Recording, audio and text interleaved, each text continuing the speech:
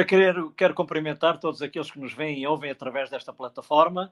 Estamos mais uma vez aqui para continuar o estudo da lição deste trimestre, o estudo da Palavra de Deus. Tenho aqui comigo o meu querido amigo Jorge Bessa, a quem dou um grande abraço, um abraço virtual. Grande abraço, Jorge. Que Deus te abençoe, a ti e à tua família. Igualmente para ti e para os teus e para todos aqueles que nos estão a ouvir também. Um grande abraço a todos. Ok. Nós estamos, enfim, a estudar este tema do amor e da justiça de Deus, e esta semana o título, especificamente desta lição, diz o que mais, é uma pergunta que Deus faz: o que mais poderia eu ter feito? Uma pergunta interessante.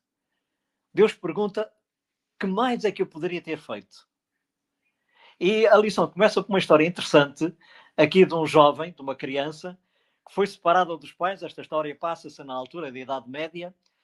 O rei separou dos seus pais. Ele nunca mais viu os seus pais. Foi adotado por outra família e ele cresceu toda a sua vida com aquele ódio, com aquele ressentimento contra o rei, porque o afastou dos seus pais. Só mais tarde é que ele compreendeu que o rei fez isso para o poupar, para que ele sobrevivesse, porque os seus pais tinham sido atacados pela peste negra. Nós sabemos que a peste negra na Idade Média matou milhões de pessoas, não é? E foi o método que o rei encontrou para salvar aquele jovem de ser infectado e de morrer também. Portanto, ele depois compreendeu porque é que o rei tinha feito aquilo. Mas ele cresceu na sua infância, na sua adolescência, com aquele ressentimento e com o ódio contra o rei por ele o ter separado dos seus pais, porque ele não compreendia a razão. E muitas vezes nós, infelizmente, não compreendemos as razões de Deus. A lição ajuda-nos verdadeiramente a entender este pormenor. E logo no versículo áureo, nós temos uma situação que nos faz pensar seriamente neste princípio. Diz o verso áureo, portanto, em João 18:37, o Senhor está dizendo que é rei, portanto, ele assume esta situação, que é rei e é rei da verdade. E, portanto, e nós vemos aqui que há um conflito realmente neste mundo entre a verdade e a mentira. Deus é o defensor da verdade, da pureza e da santidade. E nós temos um inimigo que é exatamente o contrário. Portanto, perfila-se sempre pela via da mentira, pela via da inverdade, sempre contrastando com as coisas de Deus. Portanto, e quando nós verificamos que ele inclusive foi o anjo luz, ainda mais espanto nós temos em relação a isto. Como é que um anjo foi dotado de toda a glória, foi dotado de todos, de tudo, portanto ele tinha tudo, como é que ele se revolta contra Deus? E nós temos aqui este conflito, esta guerra, não é? Entre a verdade e a mentira. E nós temos aqui a noção, através da palavra de Deus e através da vinda de Jesus à Terra, nós temos a certeza da vida que Jesus e Deus leva, que é uma vida de verdade, de santidade, de pureza e de justiça. Muito embora nós, no meio de tanta mentira que o diabo colocou e que fez com que, desde o tempo de Adão, tenha proliferado na nossa terra, nós chegamos a uma situação, muitas vezes, duvidamos ou não temos a certeza, porque muitas vezes não estamos alicerçados na verdade. E para estar alicerçados na verdade, temos que estudá-la, temos que ter fé, temos que ter confiança naquilo que Deus nos deu e na vida que Jesus teve aqui na Terra, que veio exatamente, como diz a parábola, veio para a vinha depois de montes de situações que aconteceram anómalas, e o próprio Jesus, como filho, veio e foi morto, e nós percebemos o porquê.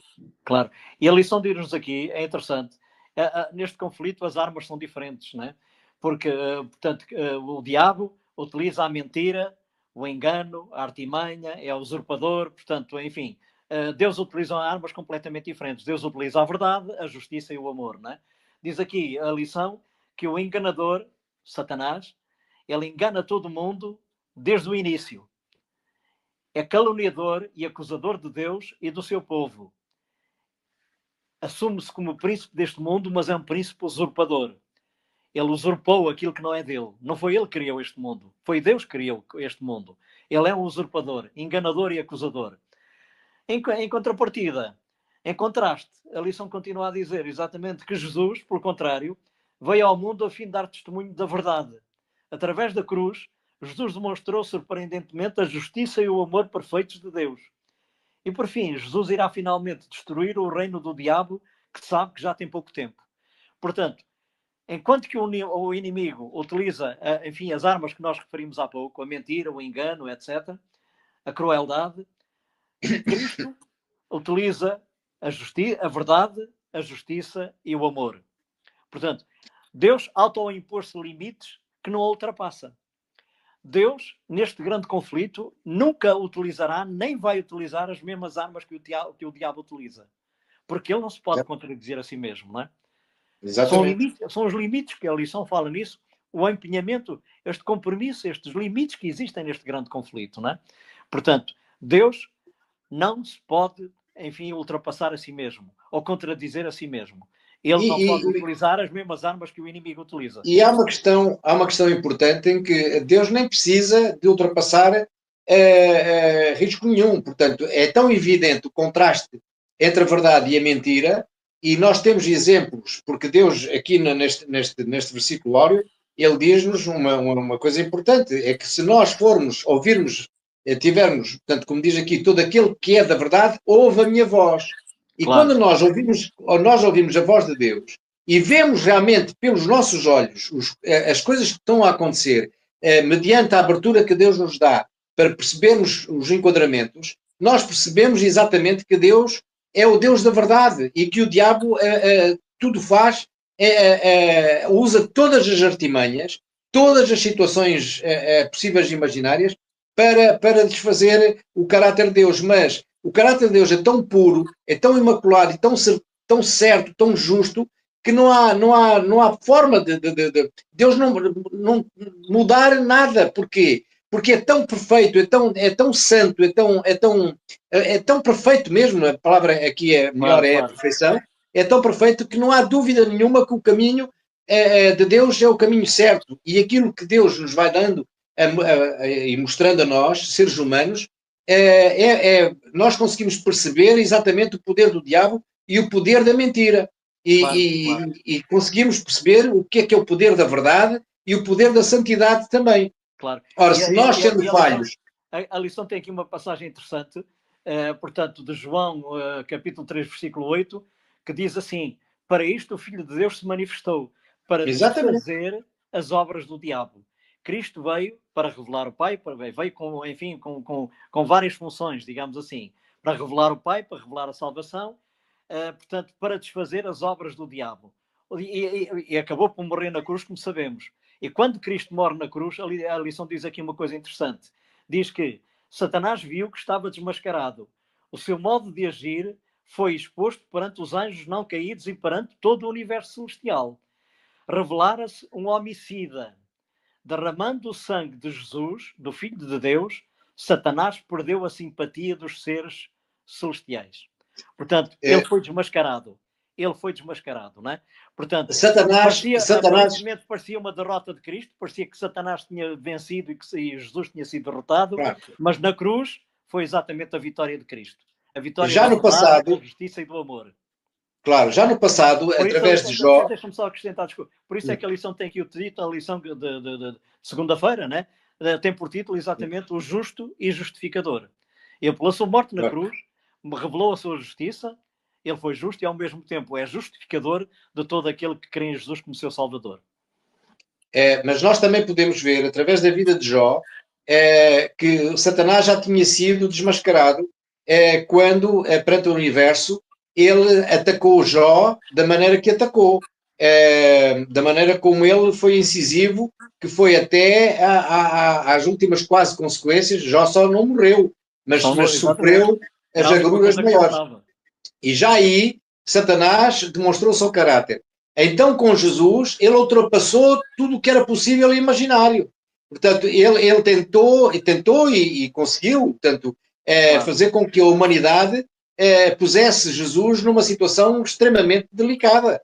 Claro, Porque claro. o sofrimento de Jesus foi uma coisa brutal. Sem dúvida. Nenhum de nós conseguiria Pode suportar imaginar o que foi. uma situação daquelas, não é? Claro. E, portanto, é, Além do sofrimento físico era terrível, foi o terrível sofrimento espiritual e mental, não é? exatamente. E é um pormenor que Jesus nunca vacilou na questão do seu caráter e da sua verdade e da sua santidade. Jesus foi sempre retilíneo e não precisou de barafustar ou de se impor a qualquer situação. Jesus simplesmente foi o cordeiro, um cordeiro perfeito, em que o sofrimento caiu sobre ele e ele nem sequer, como se costuma dizer na gíria, ele nem tossiu nem mugiu, não é? Portanto, Claro. Jesus não se manifestou como rebelde, como assintoso contra o sofrimento. Jesus suportou tudo porque aquele sofrimento era a demonstração categórica do seu grande amor por nós. Era Exatamente. a plenitude do amor de Deus por nós, foi substanciada naquele grande sofrimento que ele teve por nós. E Claro, mais, na ligação que ele teve sempre com Deus o Pai.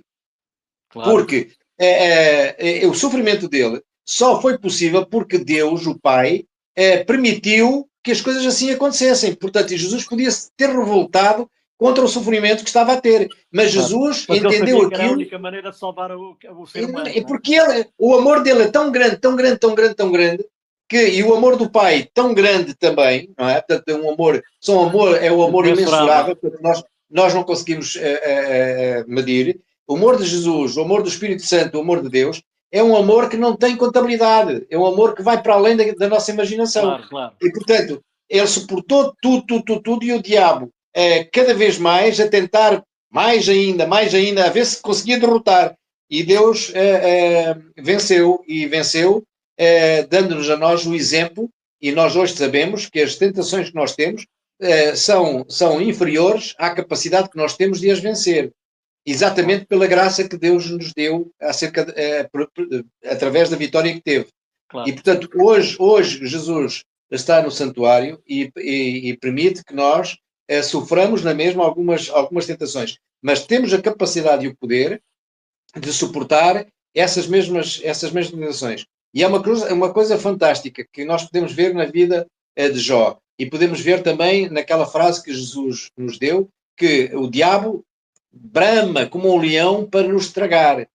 Mas há uma coisa que ele não consegue fazer, ele não nos consegue tragar já. Porque agora a vitória de Jesus permite que nós não sejamos tragados. Porque senão ele tragava, mas ele faz bastante barulho e ele Claro. tenta a todos os níveis a vencer-nos. Mas Ele, Deus diz que vai ser vencido através de. E nós vamos pisar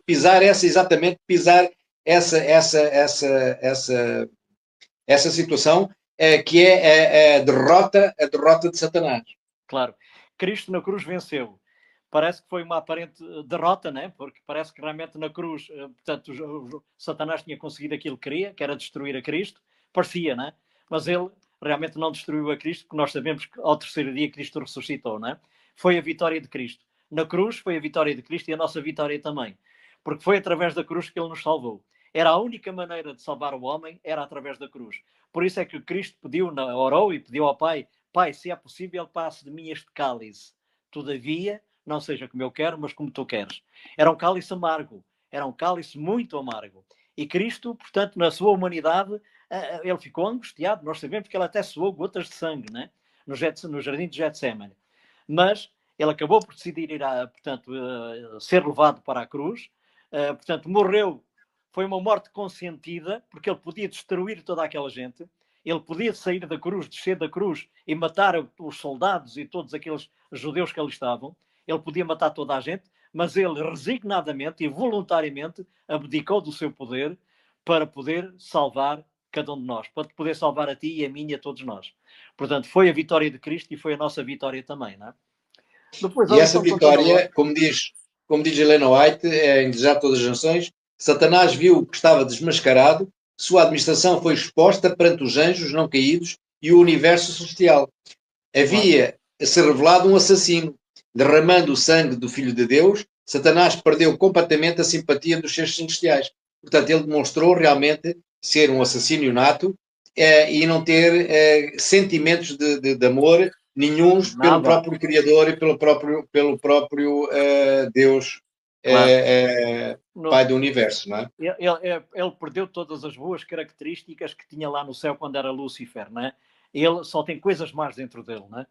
Ele, portanto, ele transpira ódio por todo lado, não é? Ódio contra Deus, ódio contra o ser humano, e ele procura exatamente destruir. Por isso é que Jesus diz, naquela passagem bem conhecida, o ladrão, referindo-se a Satanás, não vem senão a roubar, matar e destruir. Eu, disse Jesus, eu vim para que tenham vida e a tenham com abundância. É realmente o grande contraste que existe entre um e o outro, não é? E agora, neste grande conflito, nós também estamos envolvidos e temos que decidir de que lado é que estamos. E a lição de seguida conta-nos, portanto, este cântico da vinha, né? Que vem no livro de Isaías, interessante, né? Aquela vinha, o cântico de Isaías, o cântico da vinha, né? E depois há a pergunta em que deu esta tal pergunta que é feita: que mais poderia eu fazer pelo meu povo? Diz Deus. A vinha, o que era a vinha? Era o seu povo, o povo de Israel, o povo de Judá. Portanto, era a vinha de Cristo, era a vinha de Deus. Ele fez tudo para abençoar e beneficiar aquela vinha e Porque cuidar daquela vinha. o dono da vinha era Deus, é O dono Deus. da vinha era Deus, exatamente. E a É, vinha era, era o não seu é. povo. O dono da vinha é Deus. É Deus, exatamente. O dono da vinha é Deus. Portanto, ele vinha buscar frutos e não encontrava frutos na sua vinha. Era uma vinha estéril. Só dava uvas podres, uvas que não prestavam. Portanto, e nós conhecemos exatamente a história do povo de Israel, do povo de Judá, né? E eles até se revoltaram, inclusive, contra o próprio Deus, né? Portanto, e mais tarde, a lição continua, e Jesus vai contar esta parábola da vinha, que é a continuação, exatamente, da parábola da vinha, portanto, que nós lemos em Isaías, né? Nós conhecemos bem essa história da parábola, né? Aquele lavrador que plantou uma vinha e saiu para longe e, portanto, deixou a vinha entregue aos seus servos, deixou a vinha entregue a outros lavradores, entretanto, mandou os seus servos e o que é que eles fizeram aos servos?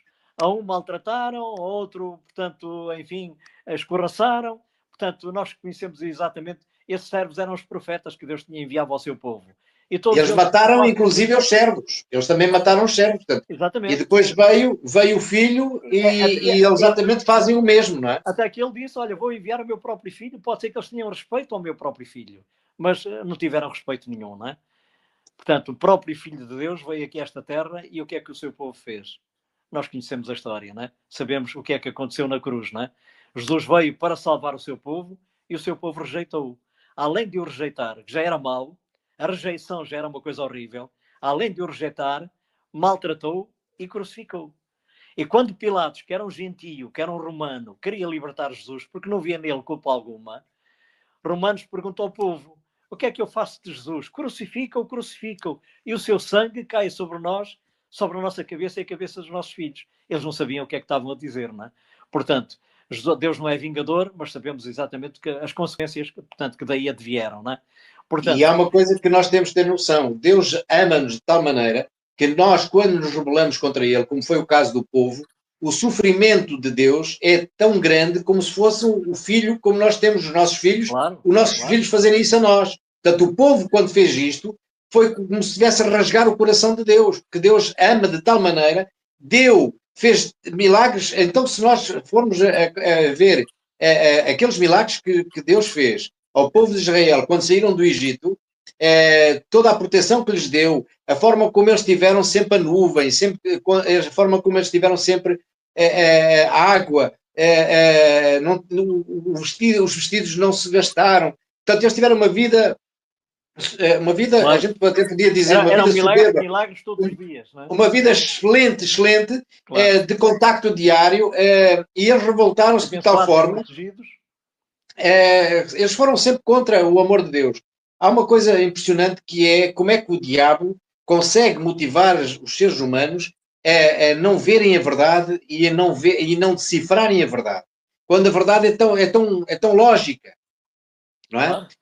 Como é que o diabo consegue criar uma penumbra à frente dos nossos olhos que a gente não vê para além da realidade. É uma cegueira, são as trevas. O amor de Deus é tão grande que nós sentimos dia após dia nas nossas bênçãos. na forma como nós vivemos, naquilo que recebemos. Claro. As coisas todas que Deus nos dá, a capacidade mental, física e psicológica que Deus nos dá para vencer Claro.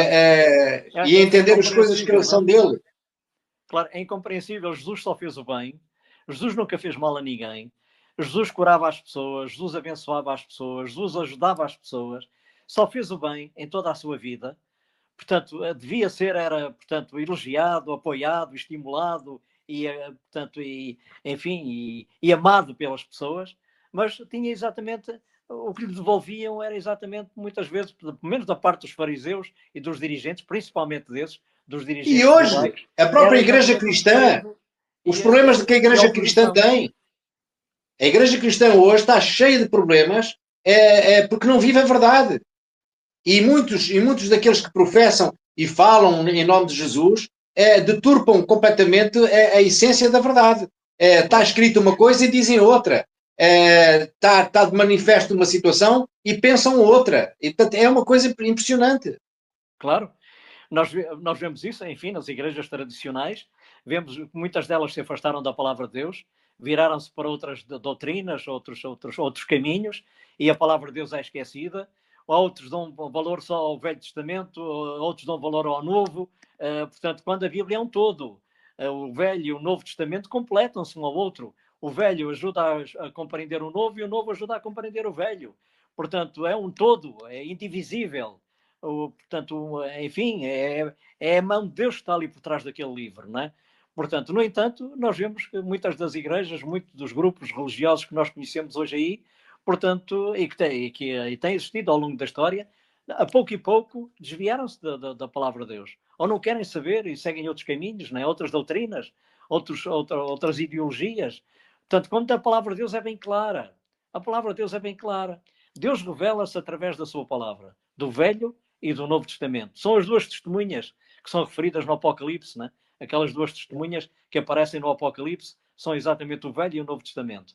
E E, nós, e, o, próprio, e o próprio Apocalipse foca, e já na lição que nós temos na quinta-feira, a vindicação do nome de Deus, em Apocalipse nós vemos duas situações extremamente importantes.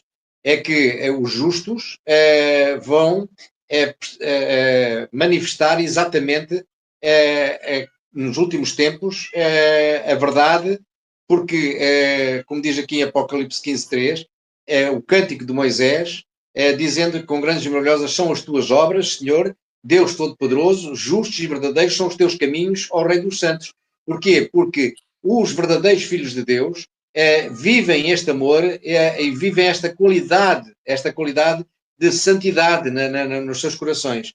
E mais adiante, em Apocalipse 19:1-6, nós vemos também que vão ser dados aleluias, e aqui diz inclusive, aleluia, salvação e glória e honra e poder pertencem ao Senhor nosso Deus, porque verdadeiros e justos são os seus juízos, pois julgou a grande prostituta. Ou seja, há um sentimento de vivência perfeita com Deus e entendimento perfeito da sua doutrina e do seu amor gravado em cada um dos nossos corações. Através da realidade do Espírito Santo nos nossos corações, nós vamos começando a ter este testemunho que depois conseguimos dizê-lo pelas palavras e manifestar através dos nossos gestos, todo este poder que Deus nos dá de vivermos na verdade. A verdade provoca também santidade dentro de nós e provoca que nós manifestemos ao mundo a glória de Deus. claro, portanto, como referimos há pouco, as armas de Deus são completamente diferentes das armas do inimigo neste grande conflito, né? Deus neste conflito utiliza a verdade, porque ele próprio é a verdade, ele é a personificação da verdade. O próprio Jesus disse, eu sou o caminho, a verdade e a vida. Portanto, só ele podia dizer isto, né? Portanto, ele próprio é a verdade e ele não se contradiz a si mesmo. Portanto, neste conflito ele utiliza, portanto, usa a verdade, a justiça, porque ele é a justiça também, e o amor, porque Deus é amor, né? Portanto, ele não altera o seu caráter. Porque, ao fim e ao cabo, este conflito tem a ver com o caráter de Deus. O caráter de Deus foi atacado, o inimigo atacou o caráter de Deus, caluniou a Deus. E Deus revela, mesmo neste grande conflito, Deus revela o seu caráter. Isto tem a ver exatamente com o caráter, porque sabemos que é a única coisa que vamos levar para o céu. Porque até este corpo fica aqui, né? Nós não podemos ir para o céu com este corpo, que é um corpo mortal. Nós iremos ter um corpo imortal, glorioso, que nunca mais pode morrer, né? Portanto, a única coisa que vamos levar é o caráter. Daí a E a essência do caráter é exatamente a verdade que vence toda a mentira. Exatamente. Portanto, o caráter nosso será pela verdade e será intransigente e nunca se fugirá da verdade. Claro. Portanto, assumirá sempre o contexto da verdade. Doa claro. Ou não doa. Seja claro. Simpática ou não seja simpática para cada um de nós. Mas a verdade vai nos impulsionar, porque vamos tendo amor, cada vez mais amor por Deus, e a verdade vai ser cada vez mais fácil cumpri-la, porque cada vez mais nós temos um sentimento de amor parecido, semelhante ao que Deus tem por nós. Claro. E, portanto, vai provocar em nós também um acréscimo de bem-aventuranças, de obras que são demonstrativas da fé e da inabalável verdade que existe dentro dos nossos corações. Claro. Cimentada pelo Espírito Santo. Claro. Deus é verdade, Deus é justiça e Deus é amor, não é? Portanto, são a base do seu caráter, não é? E nós, portanto, procuramos imitá-lo, não é? Porque, como falámos há pouco, a única coisa que vamos levar desta vida para o céu, para a vida eterna, é o caráter. Daí o nosso caráter também tem que ser baseado também na verdade, na justiça e no amor, não é? Temos que ser imitadores de Deus, não é? Como São Paulo dizia. Assim como ele, devemos ser seus imitadores de Deus. Portanto, para sermos verdadeiramente filhos de Deus e seguidores de Cristo, né? Devemos andar como ele andou. Porque andar como ele andou é exatamente estar na verdade, na justiça e no amor. São estas diz aqui, inclusive, para alicerçar aquilo que estás a dizer, na nossa lição, diz: os remidos concluirão que todos os juízos divinos sempre foram perfeitamente justos e amorosos.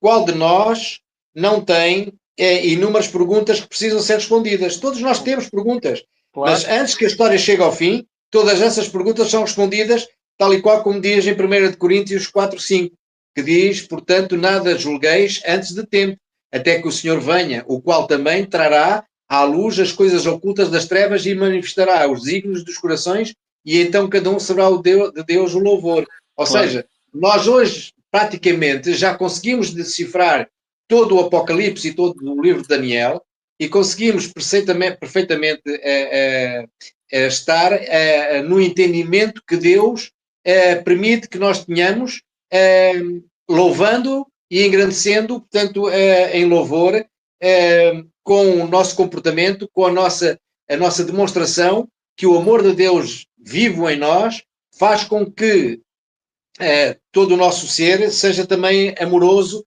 e seja digno de ser considerado como filhos de Deus e salvos para a eternidade. Claro, sem dúvida. São essas características, é esse tipo de caráter, baseado na verdade, na justiça e no amor, que leva à verdadeira felicidade. Só seremos verdadeiramente felizes quando, exatamente, andarmos nos caminhos de Deus. Portanto, nós sabemos isso. O próprio Cristo também disse: no mundo tereis aflições. Porque enquanto estivermos neste mundo, teremos problemas, teremos aflições e coisas para resolver. E às vezes situações complicadas e difíceis. Mas temos uma esperança. Sabemos que Deus está ao nosso lado, Cristo está ao nosso lado. E Ele nos guiará às fontes da água viva, como Ele diz, não é? Por isso, aquela passagem que referimos há pouco, em que Jesus disse: eu vim para que tenham vida e a tenham em abundância. Mesmo neste mundo, podemos começar já a usufruir as bênçãos do mundo vindouro, não é? Portanto, podemos ter paz, podemos ter felicidade. Ele próprio diz: eu sou o príncipe da paz, não é? Portanto, deixo-vos a paz, diz ele, a minha paz vos dou. Portanto, é isso que ele quer dar-nos. Dar-nos paz, mesmo no meio do conflito, no meio deste grande conflito que nós temos estado aqui a estudar, não é? No meio das vicissitudes, dos problemas da vida, podemos ter paz. Porque Jesus disse: deixo-vos a paz, a minha paz vos dou. Portanto, ele é o príncipe da paz. Ele é a vida, ele é tudo, não é?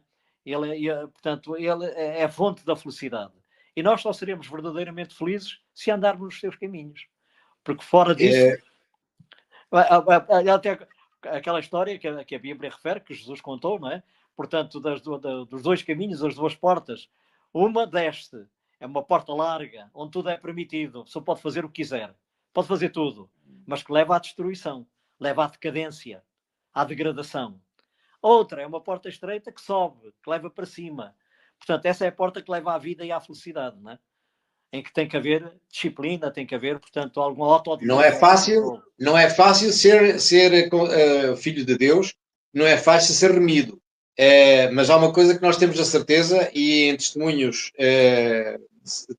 para a Igreja, nós temos aqui uma frase, portanto, um parágrafo, que é bonito de entender e que é de uma profundidade muito grande, que eu passo a ler. Tudo quando nos tem confundido sobre as providências de Deus, será esclarecido no mundo futuro. Portanto, nós não ficaremos nunca sem esclarecimento. As coisas difíceis de serem compreendidas não terão então explicação. Os mistérios da graça nos serão desvendados. Naquilo em que a nossa mente finita só via confusão e promessas desfeitas, veremos a mais perfeita e bela harmonia. Saberemos que o amor infinito dispôs as experiências que nos pareciam as mais difíceis. Ao reconhecermos o termo cuidado daquele que faz todas as coisas contribuírem para o nosso bem, nós nos alegraremos com júbilo inexprimível e repleto de glória.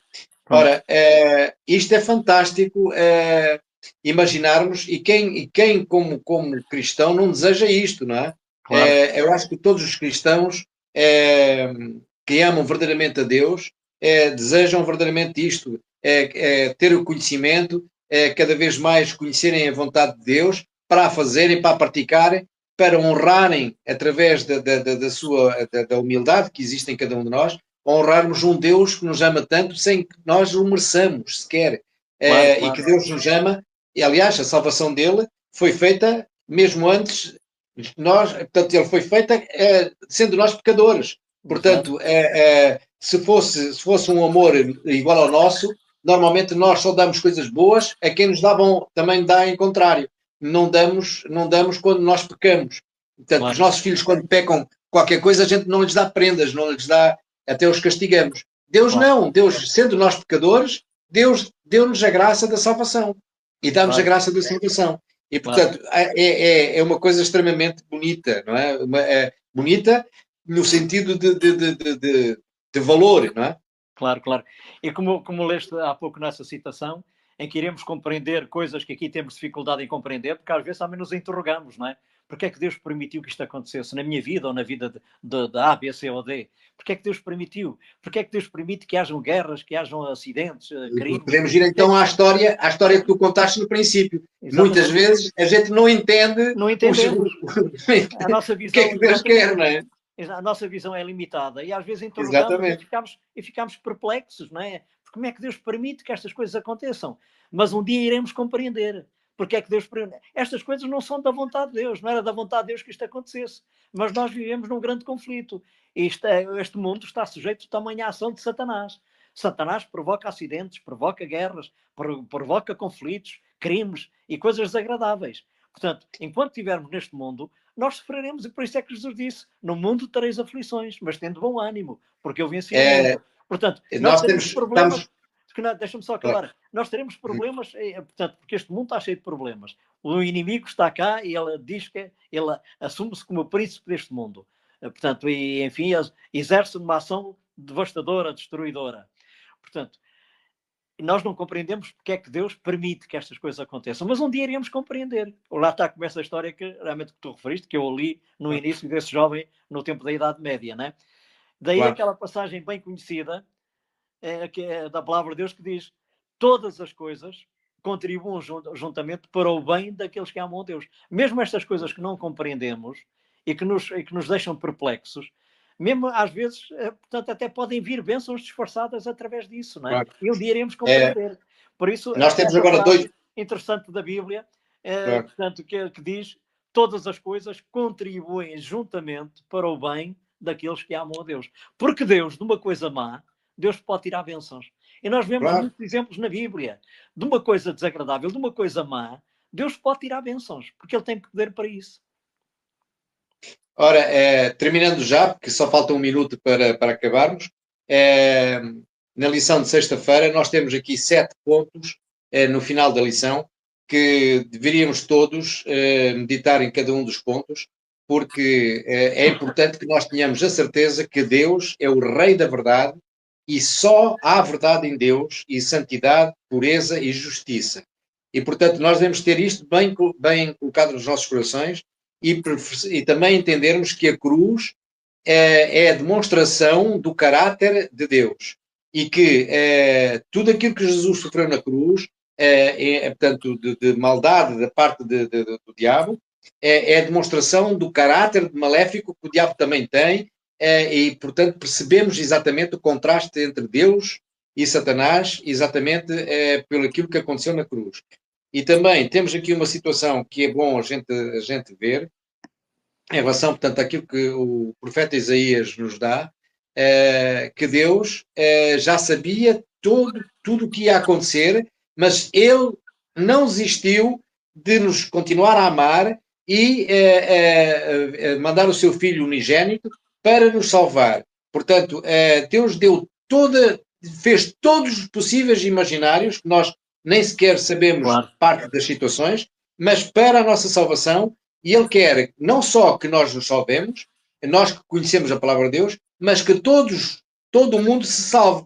Agora, o livre-arbítrio é que aqui a chancela que permite nós escolhermos ou não escolhermos. Portanto, deveríamos escolher sempre os caminhos da verdade. É certo que muitos não escolhem os caminhos da verdade, mas os caminhos da verdade devem ser escolhidos. E conhecer a verdade não é só ler. Não é só ler, viver a verdade. Pedir a Deus ajuda para interpretar as coisas que Deus nos diz da maneira correta, porque nós sabemos que muitas das parábolas que foram ditas por Jesus, aqueles que os ouviram nem sequer entenderam aquilo que Jesus estava a dizer. E Jesus, a quem pediu, portanto, a indicação de esclarecimento, Jesus deu o esclarecimento. E que nós também busquemos esse esclarecimento na palavra de Deus. E é uma coisa que muitas vezes vemos nas nossas igrejas, é que as pessoas leem a palavra de Deus, mas muitas vezes não interpretam bem aquilo que está lá escrito. E muitas vezes, ainda este sábado, eu constatei isso, a parábola que nós estávamos a estudar é explicada por Jesus a seguir, e muitas vezes a gente só lê a primeira parte da parábola e não lemos a segunda, que é a explicação de Jesus. E depois dizemos coisas que às vezes não estão no contexto. E é importante que nós leiamos a palavra de Deus buscando aquilo que Deus, tal e qual como nós estamos a conversar agora. Conversamos para perceber as opiniões e percebermos aquilo que o outro diz e o entendimento do outro. Que a gente tente perceber aquilo que Jesus diz e o entendimento de Jesus em função daquilo que ele nos está a dizer. Isso também é muito importante nós buscarmos. Porque muitas vezes a gente ouve a palavra de Deus, mas não buscamos o entendimento de que Jesus pretende que nós tenhamos em relação àquele assunto. E nós temos que ir buscar isso, temos que esgravatar para buscar. E a palavra de Deus é tão perfeita que ela, ou aqui ou acolá, ela vai dizer exatamente aquilo que nós temos que ter. Claro. Eu peço-te a ti só para me deixares despedir e depois fazes tu. Eu solicito a mim próprio e a todos nós, e a ti e a todos, que nós verdadeiramente possamos nos render à vontade de Deus, porque é maravilhoso ser filho de Deus. Sem dúvida, sem dúvida. E que Deus nos ajude a viver a verdade na prática, no dia-a-dia, a viver esta verdade, a seguir a Cristo, a imitar a Cristo na nossa vida diária, nos nossos relacionamentos. Que Deus te abençoe mais uma vez. Eu peço a Deus que te abençoe a ti e a tua família, que abençoe, enfim, o Guedes, que está na técnica, que abençoe o Guedes e a sua família, e a minha família também, e todos aqueles que nos veem e ouvem através desta plataforma. Que Deus a todos dê a sua paz e a sua benção. É o meu desejo. Amém.